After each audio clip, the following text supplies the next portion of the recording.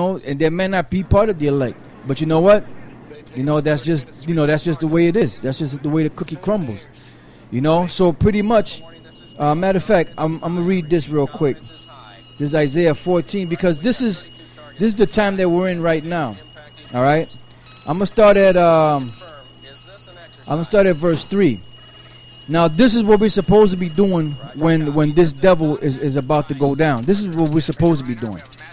Isaiah 14:3. And it shall come to pass in that day that the Lord shall give thee rest from thy sorrow and from thy fear and from the hard bondage wherein thou was made to serve. So we're at the time now where the Lord is about to give us a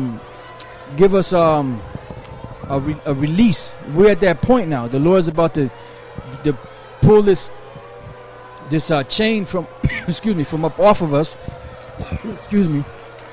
He's going to pull this chain from up off of us and cause us to the slavery and the all the bad times and the curses and things that we were going through. The Lord, when He's about to pull that stuff off of us completely, this is what we're supposed to be doing. It says that thou shalt take up this proverb against the king of Babylon and say, how hath the oppressor ceased, the golden city ceased? Is that not what we're out there doing? Going out there cursing these devils out, telling them that their society is going down, telling them that America's going down, that the Lord is going to bring them down and destroy them for all the atrocities that they committed against us. That's exactly what we're doing. And you can see that this place is waning. You got the word wax, which means to grow, and you got the word wane, which means to decrease. So this place is decreasing. Like the moon decreases when it's going into its phase of the new moon. That's waning. It's waning. It's going down. So the sun is coming down on America. You're going into that shadow. You're going into that confusion and to that confused state. And ultimately, when all these riots and stuff break out throughout America, because the so-called black men out there, the so-called Latinos, Native American Indians, they're seeing you for the devil you are. You're doing all these heinous crimes against them, killing the little young teenagers among the black community, Latino community, and all that. And Jake ain't really doing nothing, but it's boiling inside of him, and it's only a matter of time before it pops. Like that Stevie Wonder song is getting ready to pop. It's getting ready to burn, or however the lyric goes. That's what's about to happen in this country. It's going to explode. It's going to implode from within. So that's why it says that thou shalt take up this proverb against the king of Babylon and say, how hath the oppressor ceased, the golden city ceased. The Lord hath broken the staff of the wicked and the scepter of the rulers. So your scepter is already broken. Your time is already up. It's just a matter of the Lord having these last final prophecies come to pass so He can finally bring your judgment upon you. And all you're doing is by since the Lord ain't do it yet, you're just heaping more and more mischief, more and more iniquity, doing more and more wickedness. But all that stuff that you're doing is all just piling up. It's piling up. Yeah, these other guys, man, and you notice we always get on them, man. They never get on each other. We'll get on them and they'll get back on us. But they stay away. They all stay in their lane. But we get on all these guys, man. If they're worth getting on. Some of them ain't even worth getting on. Anyway, this is the mind frame that we're supposed to be in now. Because the disciples was in that same mind frame 2,000 years ago. 2 Peter's 2 Peter's 3 and 10 on down. This is the book of 2 Peter chapter 3 verse 10. It says, but the day of the Lord will come as a thief in the night, in the which the heavens shall pass away with a great noise, and the elements shall melt with fervent heat. The earth also and the works that are therein shall be burned up. Seeing then that all these things shall be dissolved, what manner of persons ought you to be in all holy conversation? Yeah, what type of person are you supposed to be? What manner of person? What mindset state are you supposed to be in? Are you supposed to be in the mindset of getting a 501c3 charter from this corrupt, wicked-ass government? The seat of Satan? You're going to write to Satan, man. Making contracts with this goddamn devil.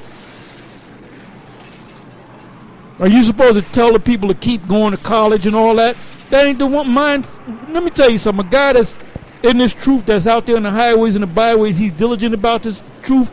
If he's going to college and he's trying to become a damn doctor, you know there's times where he got to take his final exams and he'll have to take a break from coming out here teaching because you won't have to stay up in the house and study, man.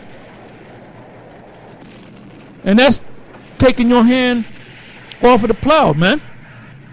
So that's why the Most High going to destroy all those groups, man. There's only going to be one group standing, that's GMS. It says, in all holy conversation and godliness, looking for and hastening unto the coming of the day of the Most High. Now look up the word hastening. Yeah, the Greek word there for hastening. Strong's G 4692, spudo. Spudo. It says to haste, make haste, to desire earnestly. Desire earnestly. That's it. To desire earnestly, make haste. Plain and to the point. Spudo. That's the word, spudo? Yes, spudo. Yep. Spudo. Spudo. Looking for and hastening unto the coming of the day of the Most High, wherein the heavens being on fire shall be dissolved, and the elements shall melt with fervent heat. Nevertheless, we, according to his promise, look for new heavens and a new earth wherein dwelleth righteousness, which is basically the same heaven and the same earth, just under different rulership. Yeah, your mindset shouldn't be, well, the kingdom gonna come when it come.